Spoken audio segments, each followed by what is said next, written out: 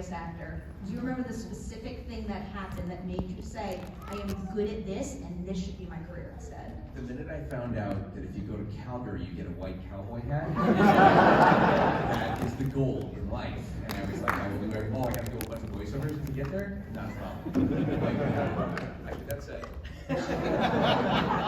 It's not very flexible, this one. But this is usually actually going home for me, so.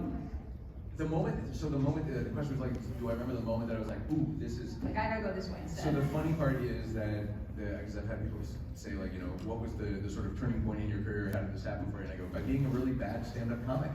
I was literally doing stand-up comedy sort of before, during, and after college, briefly after college. And, but I was doing voices and characters in my act, on the advice of my high school theater arts instructor who, when I was considering getting into stand-up, I called her up and I said, hey Jan, I'm thinking about doing this and nobody knows me better than you, and I said I want to run some material by you, kind of thing. So literally I met her back at my old high school after school was done, went to the little theater, and in front of just my high school theater arts instructor, I did my set. And we get done, and this was why she's the best. She just goes, okay. She's like, well, why are you not doing any voices and characters in your act?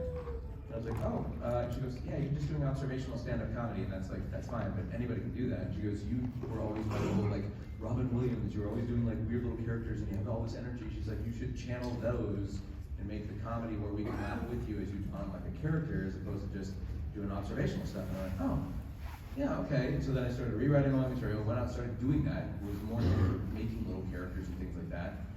And despite her brilliance in suggesting that, it wasn't like the industry was saying like, oh, hey, you're really good at stand-up, when are you going to perform stand-up again? I kept hearing people go like, oh, you have like a radio voice, are you a radio guy? Or you must do cartoons, right? You do all these characters and voices. And then finally, we were trying out for the Aspen Comedy Festival at the Improv in Irvine, and by then I'd been doing it for about maybe 3 or 4 years. And I think her name was Judy Brown, I think if I'm getting it wrong, Judy Brown. She was there to evaluate 10 of us that were performing that night. The audience leaves, we go back on stage, and she critiques us in front of our peers. She's giving all sorts of notes about comedy. She gets to me and she goes, who represents you for voiceover? And I went, nobody. And she goes, should really look into that. And then moved on. Said nothing about stand-up. And I was like, okay, there's the industry telling me like, I've got to bark up a different tree. And it was like, okay, so I went, and then at that point, started like Googling, what is voiceover? How does somebody become a voice actor? That kind of thing. So I credit being a marginal to bad stand-up comic with launching my voiceover career, and then I got in and started doing voiceover, and it was like, my gosh, between screenwriting, stand-up comedy, musical theater as a kid, drums, all this, it was like the perfect blend of everything that I had enjoyed doing up until that point, and it paid. Unlike stand-up comedy, somebody would say, well, thank you for doing all these voices, here's a check. And I was like, wow, that's how this works? So at that point I was like, okay, I'm gonna do this. And I had a screenplay in development after college, that right at the time that my voiceover career was starting to kind of pop, and I remember just kind of going, okay, screenwriting is a passion, I love it, but it's a lot of work, it's a lot of hours, and voiceover was paying, and I just thought, I think I'm gonna bark up that tree. And now 20 years into it, at this point I'm kind of like, all right, I think I made a good choice. It feels like the right choice so far. It speaks to the fact that there's no failures, because as long as you learn from something and grow from it, then everything is worthwhile. And you definitely use that opportunity to then go forward. It's so true. And it's my theater arts instructor when the career really kind of popped around like 2013. I remember having a reunion, and I think she might have even had a retirement party, and I actually funded the retirement party for her that night for a big celebration afterwards, and a whole bunch of us came back from high school to surprise her in the audience of her last show with all of her students. And I remember her saying like, hey, look at you, look what's going on. And she said, the path is never linear, right? And I thought, yeah. She says, yeah, because you were going to be a drummer, and you were going to get married, and you were going to do all these other things. She's like, you were all over the map, like trying to figure out life, but you were just still maintaining this momentum into a creative endeavor sort of approach. And she's like, here you are. She's like, yeah, you don't turn around and go like, I went straight from point A to point B. It's like, I went from point A to back to like negative point something, and over here to a completely different country, and then this, and then it's like, and then I got to B. But it's so true. It's like, yeah, you just kind of just keep plugging away, I guess. That's That mostly never common, went right? there. Yeah. Never No. repeat that. Isn't that great? Yeah. Nice Put with that the in my directions. back I was really pocket. lucky. Yeah, I was very lucky. She was I'm gonna awesome. turn it over to you all in a second. I see a mic over there and over there. So if you want to start lining up, we'll get your questions in just a moment. I have another like nerdy behind the scenes question. Okay. Because your craft fascinates me to no end. It's a big two-parter. I Okay. like two-part Okay. questions. What is a particular voice acting technique you have used since day one? But then Oh. can you also tell us something that you just started doing recently, something new that you never realized you needed before? Oh, voice acting techniques since day one. You know what? I guess like maybe. Well, no. Well, shoot. I'm trying to think of like voice acting techniques since day one. I guess I mean like since day one, it's like observing like what you see when you, if you're lucky enough to see like something that the animators have created or somebody who's like got a video game character, and you look for like little details in the way that the character looks. If you're lucky enough to be given something like that as a voice actor for an audition or anything like that, if you see a snaggletooth, if you see long hair, if you see short hair, if you see like you name it, like freckles, anything that you start observing that you can then sort of incorporate into the character to make a little choice or an idea or an ad lib or that kind of thing. I've been doing that kind of early on. I was like, I think this is what they want. They want us to kind of create these characters. So I guess, yeah, like maybe since day one that, which is not really like a voice technique per se. Part of the process. Yes, it's more of a process, and then lately I think mostly it's that I've gotten more comfortable once you start to kind of like do more of this stuff. You go, okay, I know what they want from me, I know what they want, and I'm just gonna start throwing audible stuff against the wall and hope something sticks. And so there's a lot of like pre-life and post-life that I'll try to like work into things, or you know, like, and again, you like need the ability to have them edit it out if they don't want it. But the idea that somebody would just walk into a room and let's say the line was, you know, gosh, you know, I've told you a million times, stop asking me those questions or that kind of thing, right? Like whatever the dialogue would be. Instead of just saying it as it's written, you throw in you cover in little bits and pieces of stuff that just kind of add a little bit more. So like you would walk in. For me, I would play around with it and go like, why is this character saying this? And I just say, hey, listen to me. I've told you 1,000 times, stop asking me so many questions. You know the consequences. Like add little things, and even though I've added that stuff at the beginning and the end of what they've written, I leave scissor points so that the editor can go like, well, that's not in the script, so just get rid of it. It's like, but it helps inform my performance. It gives me a little bit of like a pre-life and post-life is what I call it. Editors must love you for being They aware probably of hate that. me. Well, I'm aware of it. You have scissor points. Yes, I Gives them control. all those little terms too are like, it's such a collaborative process, you guys. Like there's so much that we do that we rely on, like the engineers, the writers, the producers, the directors. I lean very heavily on my directors to understand the stuff that I'm a part of, because 9 times out of 10 I have no clue what I'm doing. They give us like scripts, and it's like sometimes it's just dialogue. You don't even know why you're saying what you're saying. Dying Light, the video game, was like that for me. I was like, why am I saying this? And the director was like, I don't know. And we had nobody from the video game companies like, we'll just sell it, like to the best of our ability. But yeah, it's such a big collaborative effort. So when I know I've got an engineer, I'm like, give me scissor points. Just don't freak out if I'm throwing things in. Sometimes it actually just helps you kind of get into character or get excited about a line, or you know, was my character just running for his life? You know, should I maybe be a little out of breath? Oh yeah, that's good. We're trying to create a world here, like, you know. So it's those little things that I think now that I've gotten older and just kind of a little more comfortable, kind of going. It doesn't bother me if you cut it out. I'm gonna be fine, you know. But give it more. And it's a team effort. You having an Always. understanding of other departments, I feel like makes all the difference. Always, yeah. No, that's the benefit of having done stand up and screenwriting and all that. It's like I thought, oh, I'm gonna be a writer. I'm gonna be behind the scenes, and that's actually where I wanted to be. And then voiceover was kind of like the perfect world. In all honesty, like social media has ruined voiceover for me, because now y'all know what I look like, and it's like it's the weirdest thing. Because back in the day, it was the coolest thing. It was like you just get to be a part of these productions. And I think Tom Kenny, I don't know if it was his phrase or if he got it from somebody else. He said like if the world of entertainment were superheroes, voice actors would have the power of invisibility. And then of course Collins has kind of changed that. And social media really just kind of destroyed it. Because you know, there's nothing worse than people going, that's what Sonic looks like? He just looks like Ezio.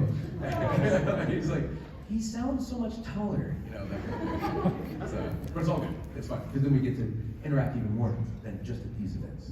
Seriously, one of the best parts. All right, we're gonna bounce back and forth. So first up over here, what is your name and question? Hi, my name is Regina. I came here yesterday. It's Amy. Amy? Yeah. Hello. Hi. I wanted to ask you, what kind of websites would you recommend for new voice actors kind of getting out there? Okay, great question. Off the bat, I mean, like, this is always so awkward because so many of like my colleagues are doing sites and things like that. I know Jennifer Hale has a really excellent website with lots of resources, and I believe it's called Skills Hub. You can go there for training, you can go there for like one-on-one training with certain voice actors, things like that. I know Steve Bloom has an excellent website where he runs like a training school of sorts. But arguably, probably one of the first and one of the oldest ones around was Bradley Baker, who is here. D. Baker's website called iwannabeavoiceactor.com. It is endless amounts of resources for, I mean, you name it. It's like everything's on there.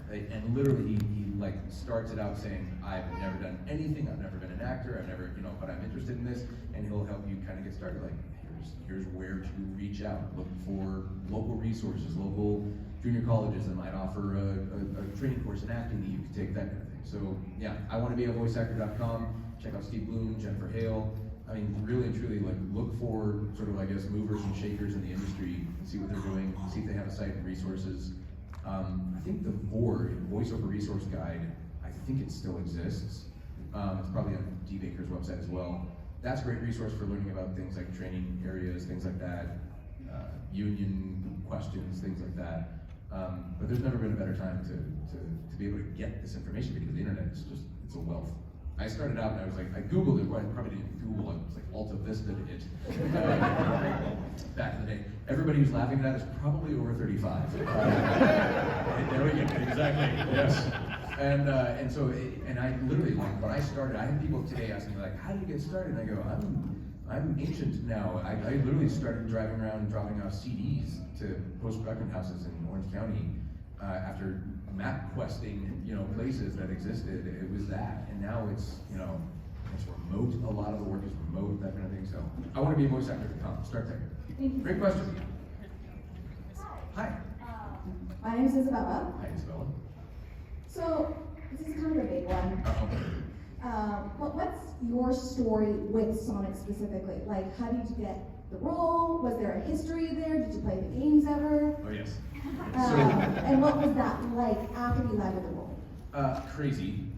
So my story with Sonic is that I was probably about 14, somewhere in there when like the Genesis came out and Sonic, the original Sonic the Hedgehog game. I remember like going by a Circuit City where my 35 plus crowd, Circuit City, yeah, or service is state of the art. So I'm like walking by a Circuit City and seeing like the side-scrolling, 2D Sonic, and just going, how is it that fast? Like I don't understand. Like that was the fastest video game I'd ever seen. And then cut to being older and in the business and getting the boring stories. A lot of people assume that like I did something or reached out to someone, and the boring stories showed up for an audition. They said, hey, go here. This is how the agency works. Like they call you up and they go, you got an audition at this place. Go see. Like okay, and I walked in and they had TVs playing like earlier versions of Sonic, certain games, certain animated series, that kind of thing, to kind of show the history of where it had been. And then they gave us the new material that they wanted us to try to emulate. And then I worked with Jack Fletcher, who was casting it and has been our director on everything ever since. It showed up and Jack was giving me ideas about, and you just start throwing things out. It's literally that, like, do we want an accent? Do we want how pitched and nasally, how deep, how gravelly, how not smoky or texture, all that stuff. You just start playing around to try to find a character. And then I left, and about maybe a week or two later, I got a phone call and I said, hey, dude, coming back. I can't remember if we did a callback audition, like a second audition where they narrowed the choices down. I don't remember if that happened or not. And then where it's gone since was like, okay, this is a legacy character. It's been voiced up to that point. It was Jaleel, then Ryan, then Jason, then me. And got the role and was like, oh, this is crazy. This is so cool. What an incredible feather in my cap. And then there was a gentleman that worked for Sega at the time that was like, sent me an email and said, hey, just so you know, today, at around noon Pacific time, the announcement's gonna go out that we have a new game coming out and a new cast. And I was like, okay. And he said, no, I think you need to be ready for this. And I was like, ready for what? Like, who am I? Kind of thing. And literally like 12:01, I think I had a website that still had like my email listed on it, kind of a thing. Like, yeah. And at 12:01, it was like new message. New message. You sound too old for Sonic. I don't like that. Why did you take this job from Jason? How I'm like, what is happening? And it was like Facebook and all that kind of stuff. And I think it was on Facebook back then. It even exists, I don't remember. But yeah, and it was like, and then I went, oh, that's how this works. Like, yeah, now you're doing comparisons and things like that. And I totally get it and understand it. there's nothing I can do to retroactively ruin anything that you loved growing up, that kind of thing, but they adapt and they move on and they do different things and that kind of thing. And now that I'm a little more aware of that with different franchises, with Batman, Captain America, you name it, it's like, I go, yeah, I get it. We're all passionate about what we love and what we grew up with. And I've heard some good advice. Bill Freiberger was talking about, we can't retroactively ruin that. We're not gonna ruin what you loved, but as a fan base, if what you did love about something when it was your generation or your turn was X, Y, or Z, now you have an opportunity to be a steward of your fan base and let the new fans know, hey, you really into this? This is when I was your age, it was like this is why we love it. Isn't it great that we're still getting to celebrate that kind of thing? So it's been fun. It's been 14 years, and it's incredible to still be making games and doing stuff as Sonic, and to have been a kid playing a video game, and to be a grown man going, I'm in this legacy of this video game that is so iconic to gaming in general and systems, and Mario, Sonic, Pac-Man, you name it, Lara Croft, Zelda, like these games that are just like, they're everywhere. And lightning has struck so many times for me that I'm a super lucky guy. So yeah, I'm honored to be a part of this incredible franchise, and there's never been a better time to be a Sonic fan. We have Cinematic Universe, you have the Sonic Prime series being produced in Canada with a Canadian cast, Devin Mack doing a phenomenal job. We got Ben Schwartz, who's one of the most creative, funny, and like professional, nicest human beings ever creating the cinema universe, right? It's insane. And we're still making games and doing Sonic Twitter takeovers or X takeovers, which is kind of weird. Twitter. That's Twitter. Twitter. Forever Twitter. You can Alta Vista. It's still Twitter. Thank you, Isabel. Thank you. Thank you, that was like the perfect answer. Okay, good. I strived. Next up over here. Hi, my name's Tom. Hi, Tom. Just wondering, of all the Sonic like games, shows, and everything you've done, which one was your favorite to do and why? Boom. We had a ton of fun on Boom. I mean, it was like, I should have been paying them to let us show up. And it was a challenging thing. I think Sega was like, what are we doing? And like, we're lampooning our own, like, enterprise here by, okay, so Eggman blows up his lair and needs to crash at Sonic's pad. No, they're arch enemies, that's not funny. It's like, it was always trying to figure out those like ideas and like just mine all these like silly things about breaking the fourth wall and, yeah, Boom was a lot of fun. I have yet to play Frontiers, if you can believe that. I haven't fired up my Xbox in forever. But yeah, it's like, as far as games go, it's a toss-up between Colors and Generations for me, because I love the mining of like generations, of dealing with like classic Sonic, that kind of thing. But yeah, Boom. It's just like so many funny moments. Boom, that was just a blast. Awesome, thank you. Thank you. You don't look at the blue hedgehog because they're interested right now. Oh, that's okay. He's got a screen? Yeah. Okay, yeah, that's how it works. Thank you guys. See you, buddy. You're welcome. Hello. Hello, my name is Brayden Darrell, and sorry. You're Hello, fine. my name We is can hear you. We Brayden got you. Darrell, and I've been trying to get into voice acting recently, so you mentioning that website, voiceactor.com, is Yeah. super helpful. Excellent. But one thing I wanted to really ask you, because you have quite the repertoire of voices and you have so much experience, do you have any specific exercises that you would recommend for just building your range of voices? I don't. I know some people really, like, I'm horrible, and this is horrible advice, so don't take this from me. This is why I don't have a website for that. No, I don't do like, I don't do a ton of vocal warm-ups. I can hear my voice cracking. It's only day 2. It's like I don't do a ton of vocal warm-ups. For me, it's really and truly, it's like get a ton of rest, hydrate like crazy, avoid caffeine and alcohol. It's all the same stuff that if you wanted to just be as healthy as possible, you would do all those things. But I know that some people like are they're big proponents of like vocal warm-ups and actually doing like certain things. There's no throat spray that works because that doesn't actually hit your vocal cords, and so it's really just vocal rest is like the best thing for you if you are pursuing it. And I think the range will come as you start trying to push yourself into different areas. The idea that I got the voice back in 2013 was crazy to me because like I wasn't able to work like the lower register of my voice for a long time. But the first few years in voiceover will cure you of that because your first jobs are going to be screaming and yelling as like Militiaman B, for some of game medal, of honor, gears, of war, it's all that kind of stuff.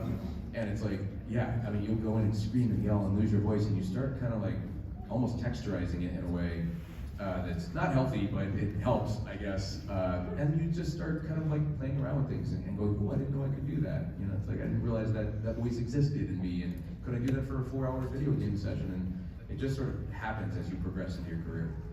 Thank you so much. Good luck. I know, no, I'm not saying I'm good about that. I didn't say that on the third coffee of the day. Hi, I was wondering, Sonic has crossed over with so many different brands and franchises, from Progressive Insurance, Angry Birds, even Todd McFarlane this year. There's been Yes. a Sonic crossover. Yeah. Is there any characters that you haven't crossed over with that you would like to do as Sonic? I'm trying to think of something funny.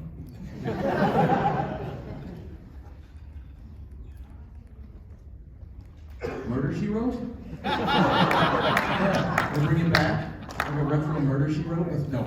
Gosh, I don't know. I mean, that, already the idea we got Angry Birds and all that kind of stuff, like, you know, that sort of thing. I love it. It's been done. Yeah, it's hilarious. Yeah, and what's funny is I'm trying to think, wait, was that fan art or did that actually exist? I've seen a lot of crazy crossovers, but yeah, I don't know, go with Assassin's Creed. I've seen like some artwork that's just incredible. There was a gentleman, Anthony, that shared like this artwork of like, you know, Sonic as Ezio, like, you know, and I was like, that's pretty cool.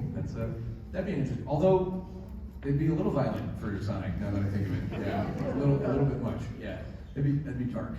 No, I don't know. I mean, I've seen Marvels and like Marvel Avengers. I've seen like all sorts of different blends, but I don't know. You got one? I see Murder, She Wrote. Nobody would have thought that, right? Sure. But now that I've said it, if anybody's recording this, someone is going to show up in a con in the future and be like, here's Angela Lansbury as Sonic. And like, how do you know what Angela Lansbury even is? Who was? Murder, She Wrote. We're going to go with that. Murder, She Wrote. Thank you very much. Last thing I thought was coming up. There we go, next. exactly. Here we are. I want to make sure that I'm not, when did we end? We're supposed to end at 3:30. 3:30, okay, cool. I want to make sure we get to the questions. What is your name and question? Hello, Hello. my name is Nico. Nico. We've met. Well, we've met, yes. At the parade as well. I saw you out there today. Thank you. This is kind of what you talked about with the exercises and websites. What advice would you have for someone who's trying to start in the industry of voice acting? Be a terrible stand-up comic. It's so funny. The advice I always give to people now is you're never gonna have my career. And I'm never gonna have yours. I don't know what you do. I don't know what you're good at. I don't know what you're curious about. I don't know what you're passionate about. I've not lived your life. And if I told you to do everything that I did, it wouldn't work. You're not me, and I'm not you. And I grew up in Orange County, and I put on a suit and tie, and took slimline jewel CD cases that were all wrong at the time for a really crappy demo that I had put together of me reading magazine ads out loud. And I was like, I'll just go knock on doors and see what happens. That might not work for you. That might not be something you're comfortable even attempting, right? Maybe you don't want to do animation. Maybe you don't want to do video games. Maybe you want to read medical journals out loud, which is a thing. It's an aspect of the industry. There's all these things that I just look at it like, just whatever you're curious about, whatever you're passionate about it, don't lose that, stick with it, and keep pursuing that stuff even as you get into voiceover. Like, I still play the drums, I still love mountain biking, and bird photography, and astrophotography, and all these things that have kind of come around to be helpful to me, even in my voiceover career. I remember being a huge aviation buff as a kid, and there was a time when we were recording some flying video game, and the director was unaware of why the pilots were supposed to be making these noises. And she was like, I think it's just like an effort sound. And I was like, well, when do they do this? And she was saying, oh, it's in, like, when the turns get really difficult for the pilot. And I was like, oh, it's a high G turn. I was like, no, this is the Valsalva maneuver. It's to prevent blacking out. And she was like, what? I'm like, Valsalva maneuver. Like, is this, you ever seen, like, you know, like Blue Angels when they do these turns and they go, it's like, that's the pilot shoving all, you ever seen like a toddler get really angry and they just it's all red and all that stuff. I'm like, that's the Valsalva maneuver, or something like that. I think it's what it's called. But I was like, oh yeah, it's this sound. And she went, but that's amazing. How'd you know that? I was like, I like planes. Military fighter jets, like, you know, and all the maneuvers and the Blue Angels and she was like, okay, that's really cool. And I thought, well, there you go. That's me just being curious and interested in other things, and here it is paying off in this. So yeah, whatever you're passionate about, whatever you're interested, like, stick with it, and then just remember that path is never going to be linear. And if you only focus on voiceover, if you're only obsessed with like just trying to get this one thing or to be one anime voice actor or one film voice actor or whatever it might be, you're probably ignoring other areas that you could be, exploring that are going to be beneficial to you. So yeah, it's like stay curious, stay passionate, but don't sacrifice everything else, and just do what you do. Just have faith in yourself. You're on your journey, and it's up to you, which is very frightening to some people, but it hopefully is more empowering. Like, okay, well then I can do this. I'll figure out a way to do it the way that I'm going to do it. And it's tough because you've got so many examples of the way other people have done it, but everybody here that's a voice actor has a completely different story about how they got started. It's like Tara Strong, she's been doing it forever, and it's like she started out singing and doing all these different things as a child. It was like they all started. I couldn't, I tried to do it the way Tara did it, but it wouldn't buy me as a Tara Strong. So yeah, no, curiosity, passion, exploration, and just stick with it. You'll be surprised where you wind up. Good luck, Nico. Thank you. Thank you. Sonic. Hello there. I'm not Sonic, but I am Tarek. Close enough. Yeah, close enough. Yeah, Tarek the Hedgehog. Tarek the Hedgehog. Yeah, perfect. So I came to ask if you were in Sonic's world, Yes. where would you take a vacation? Green Hill Zone. It's like, like the weather's nice, right? The weather's right.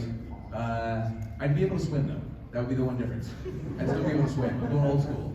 No, Green Hill Zone looks nice and pretty, and I like lakes and rivers and mountains and things like that. So I'd go green. How about you? Probably Seaside Hill. Okay, all right. More of an ocean kind of thing. That's fine. All right, but again, all the water. If we're going old school, Yeah. can't hit the water. I would do Green Hill Zone without the spikes. You know what I mean? Yeah. No spike things to just randomly, impale myself on. If I were in Sonic's world. As I sit here and think about this, I'm glad I'm not in Sonic's world. But yeah, no. Okay, Seaside. All right, you're wrong, but I mean that's fine. Okay, we can all be wrong, No. Yeah, no, I would go Green Hill. All right, awesome. Thank you so much. Thanks, Derek. It's like looking in a mirror. Next up over there. Hello, it's me again. Tails. Hi, I am Mark, also known as Fantastic, or as my friends like to jokingly call me, Bootleg Canadian Tales. Okay, this feels like you're marketing yourself now, right? You gotta do what you gotta do. You gotta do. You gotta market fast. So, my question for you is, what is the strangest thing that a fan has ever given you? Well, you've given me like 3 bags of stuff already, so maybe I haven't gone through it. Maybe why? Did you give me something strange that I haven't strange yet? Why is this bag ticking? Strangest thing a fan's ever given me, probably a rock. For Chris Redfield punching boulders, a fan show up with a boulder, like a small, like the size of an infant, like a boulder, like a rock. I'm like, let me get this straight. You have brought this probably 26-pound rock in a bag to me, and I'm like, you realize I'm not it's gonna be left in this convention center, and somebody's gonna find out a rock in the middle of this. So I'm not flying home with this. I'm not gonna explain it to security. But yeah, probably a rock. I would say a rock. Oh, thank you very much. Thank you, Market. Who brings a rock? They carried a rock into a con. Lugged it around, sat in line for about an hour and a half, just holding a 26-pound rock. Here's a rock. Thank you. Hi, I'm Ben. Hey, Ben. I'm wondering, what was it like to work on Say Yes to the Dress? The highlight of my career. I know you're all here for that. I mean, arguably. It was a blast, and it's I have so many people that ask me questions about that. I finally put it on my little banner because people were like, "Why do you have Say Yes to the Dress on your banner?" I was like, "I was a narrator for 14 seasons." I'm like, "What?" And it's hilarious because people just go, "Let me hear it." Meanwhile, across the salon, Bride Patricia's here for her special day. And I'm like, "You gotta be kidding me!" And now they ask me for advice on dresses, and I'm like, "Look at me." I'm just reading the script. I know nothing about dresses. It was a blast. It was one of those weird things where you just go, all right, I'll read your show, where I'll just narrate your show about wedding dresses and people selecting wedding dresses. It was super funny and bizarre, and it led to some fun moments where I got to record MP3s for my friends when they were getting married, and I would just butcher I'd use my friend's fiance's name. and just say like she's picking out a burlap sack, you know, with like, you know, a train made from spaghetti noodles or something, you know, just everything. But I know nothing about wedding dresses, but it was a lot of fun. It was a lot of fun. It was cool. It was like the #1 Friday night reality series on Discovery or something like that, or TLC. It was TLC. Yeah, you know, the Learning Channel. It was on TLC for like the longest time. And it was just a blast, and we just did like so many seasons. Saves the Dress Atlanta and Big Bliss and all these different things. It was nuts. Awesome. I want it back. I want it back. Thank you. Next up over here. What would Sonic's favorite anime be? What is it? Sonic. Sonic. I mean, it's Sonic. He would want his own anime. And yes, right? Sonic X. Yeah, old school. Not Chainsaw Man. I have a rivalry with Ryan. Can't support Ryan. No, I don't, by the way. I'm being silly. We just passed Ryan in golf carts on the way here, and we were going, Woo, Chainsaw Man, Sonic rules! I don't know. I'm trying to think. What's the fastest anime out there? I mean, see, I don't. This is like this. You're gonna say something and be like, sure, that one. I have no clue. The F-Zero anime. What is it? The F-Zero anime. F-Zero? Age appropriate? F-Zero, yeah. F-Zero? Okay, F-Zero. cool. All right. So I'm not gonna get trouble. But I feel like, oh, that's not for children. Yeah, I don't know. No. Speed Racer. There you go. Old school. Again, old school. No, it'd be Speed Racer. It would have to be. And he'd be like, I like it. It's a little too slow for my liking. It needs to go faster. Good question. Good question. And I came up with a really good answer. I'm so proud of myself. Hello. Hello, Roger. Yes, that is me. So my name is Fox, Fox. and I got a bit of a comedic question for you. Okay, all right. Remember there were children present. I do ask that we.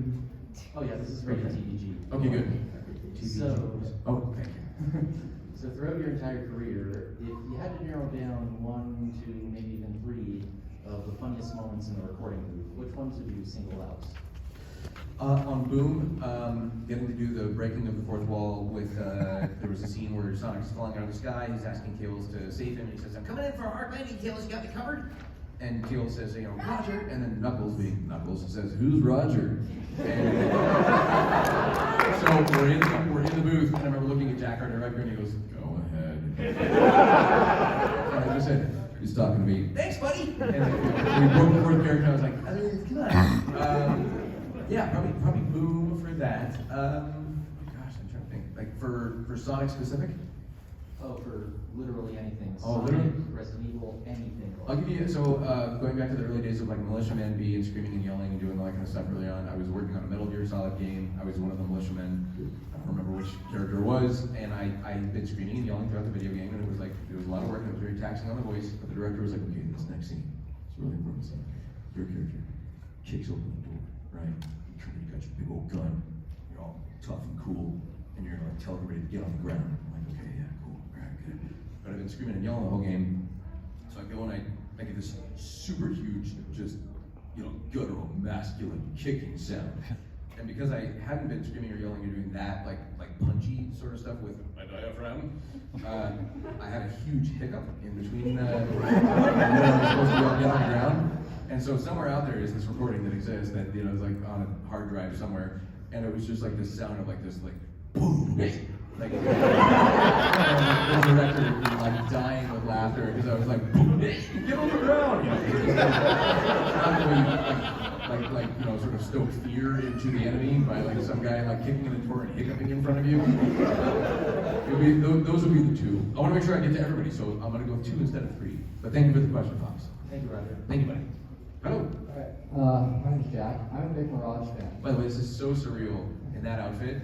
You literally look here going like, number 44, number 44, number 44, your fries are ready? I'm a big Mirage fan. Yes. I was just wondering, what's it like working on a game like Apex Legends where there's constantly new legends, maps, and everything being added? Like, as far as what you can get for a voice acting gig, it doesn't get better than that, because a lot of what we do is like you work on a game, you have like 4 or 5 sessions, game comes out, does well, you go years of not working ever again. And you're lucky to get another chance to do something. So, no, I would say the fact that they just keep creating more, and that they've bothered to take a massive multiplayer like battle royale game and create backstories and create like lore and canon and stuff like that. It's awesome. See you, Sonic. See you, buddy. Thank you guys. Bye, Tails. There goes Sonic and Knuckles. That's awesome. Yeah, I would just say, I would go with. I mean, it's just like it's a total like blast. It's like I love getting to voice Ryan. It's like one of my favorite characters, and I should be paying them. It's like boom, I should have been paying them. Like, don't tell these people any of this. They figure that out. No, it's a blast, and the fact that they just keep coming out with more stuff is so great. Thank you. We can do this. 7 minutes. I can do it. Hello, my name is Adeline. I was wondering, how many video games have you starred in? Oh my gosh. I really wouldn't even know, because we go back to it's thank goodness for like IMDb and like behindthevoiceactors.com and all that kind of stuff. I am so lucky to think that I don't know, which is so surreal. At least 4. or maybe five, but many. I've been very fortunate, and it goes back to times when I was like non-union and just starting out. And my very first video game was a game that's on audioatrocities.com, which is like a website dedicated to horrible voice acting. And I'm on there like we are prominently figured into this like audioatrocities.com, and it was called Castle Shikigami 2. Oh, There we go. And it's like the worst. And it was just me and a recording engineer who called me on a Friday afternoon. He's like, "Are you in town?" I'm like, "Yeah." He's like, "Can you come down?" I'm like, "What do you got?" He goes, "Just get over here." I'm like, "Okay." Show up, and it was like, he's like, "Dude, we have to deliver this to the client, and there's like they just need these lines recorded." And I was like, "All right."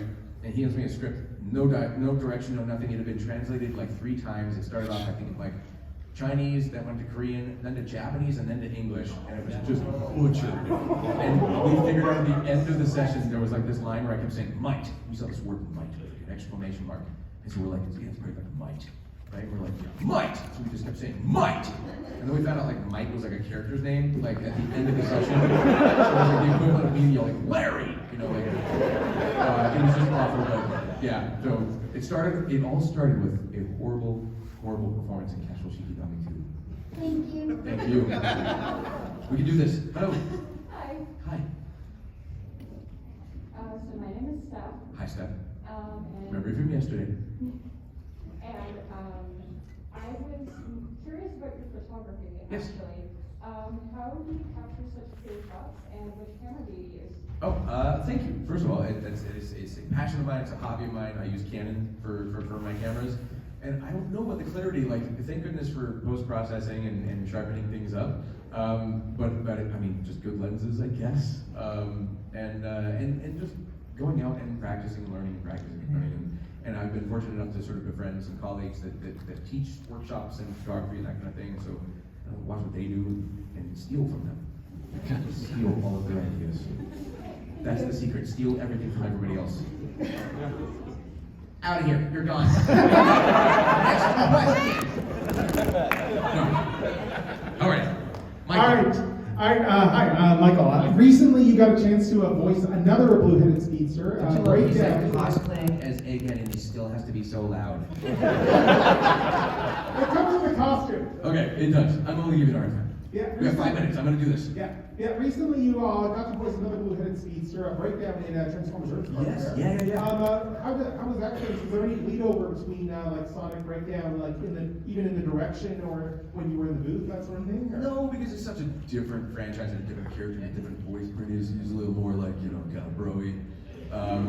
It's like, he's this. And there's the rivalry with him and Bumblebee and this whole thing. Well, no, there's crossover in the fact that he probably hates someone just as much as Sonic hates Dr. Egghead. There's a crossover. Good question, thank you. I'm gonna try to make it quick. I want to get to everybody, but nobody else line up. Don't do that. Hi. We can do this. Hi, I'm Clover. Hi, Clover. And I was wondering if you think it would be possible for Boom to come back and get like a season 3 and if you like doing that. No. Next question. Honestly though, no and yes. But no, they're not bringing it back. I don't see how that's ever gonna happen. I know, I don't see how it's ever gonna happen. And of course I'd love to do it again. Like, to revisit it now would be even more fun. Because now they would have like breaking of the fourth wall of the fact that we even had Boom. You know, I could see them having a field day with it, but I don't think that's coming back. Okay. It's alright. Thank you, Clover. Thank you. Thank you. Yes. Hey Roger. How are you? Just real quick, out of all the things with the Twitter takeover, I was wondering, is there a character that you wanted to have on those Twitter takeovers in the future? I've already done Ezio, which was so bizarre. Somebody reminded me of that. They're like, hey, Ezio on that. Dave the Intern? Yeah. I meant best Sonic characters, but okay. Hello, that's Sonic Boom. Dave the Intern is a Sonic character. Yeah. It's canon. Yeah, I would go Dave the Intern. Alright, fair enough. Just to irritate you. Yeah, Dave the Intern, I go with that. Best line I've ever said in a video, or in anything, was Dave the Intern. There's the darkest line. It's where he says something about like, he's like, stop telling me what to do, you're not my mom's boyfriend. Greatest line that's ever been written. It's like, there's so much darkness in that. Like, poor Dave. Alright, next question. Hi. Hi, speed round. My name's Brayden. Hi, Brayden. Hi. What is your favorite part about being Sonic? Like acting? The fans. The fans for sure. Being part of something that's so massive.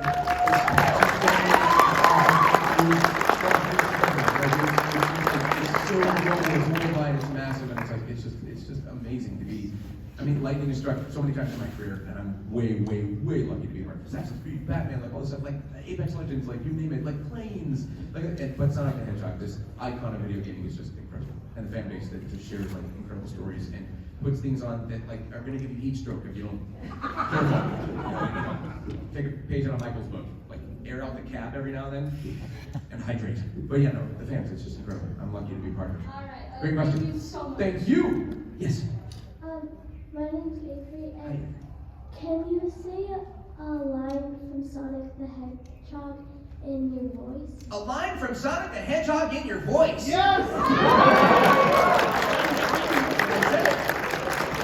Or how about this, Avery? From Sonic Generations, one of my favorite quotes is one of those good inspirational thing like, enjoy your future, it's gonna be great. Hi, I'm Jordan. I was curious about your experience voicing Mirage in Apex Legends with how the voice lines are dynamic, like how when you're alone, you're more depressed. Oh yeah. And then when you're in combat, you're loud, but out of combat, you're quiet. Yeah. Yes. Is that a question? It was more of a declarative statement, am I right? Yeah. Okay, like you were just declaring that you were curious. No, it's awesome. Like that's power to the writing, or I should say, it's testimony to how powerful their writing is and their writing staff, and how great they are, like creating all these dynamics within a game. And with a character who arguably could just be a clown, but that they give him like an ability to kind of like, all right, there's some relatability there. It's like, and it's a blast. It makes it challenging, but super fun. I have so much fun recording for Mirage. Awesome. She got bamboozled. Do you know pumpkins as much as him? No. Not going there. We got two more. Hello, my name is Avon, and I was wondering, do you voice other characters other than Sonic? No, not at all. Have you heard any of these other questions? No, I only do Sonic. If only these things were Googleable. I voice a few characters. I did Ezio from Assassin's Creed. I've done Chris Redfield from Resident Evil. I did Percy from Clarence. I did Belson on Clarence. I did Clagger in Arcane. I was Clagger in Arcane. Regular show? Frank from Chopper 6. Thomas the Intern. Legends of Darthon. I goes, you know what? Just get out your phone, Google. Who knows what's Roger Richmond's voice? Good question? I don't know. Thank you. It was Avery, right? Avon, sorry, thank you. Thank you. Thank you.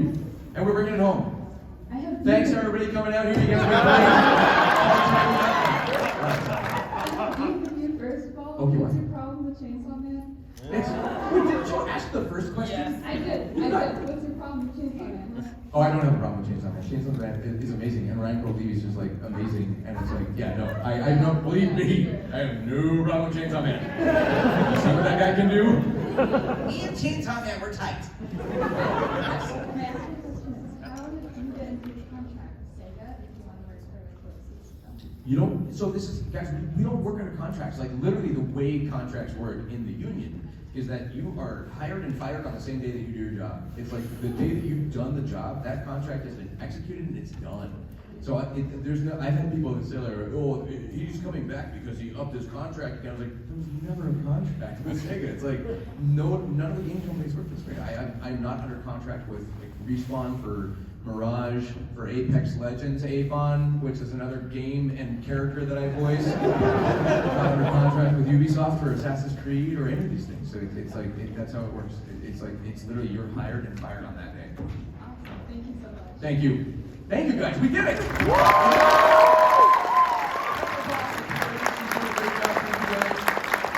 so much. We're done. Thank you all for being here for the amazing questions. Thank you guys. I'll be back at my table at 4 o'clock. I'm signing till 7 o'clock tonight, so we'll see you guys out there. Everybody be safe, take care of each other, hydrate. Thank you guys for coming out. Thank you, Calgary.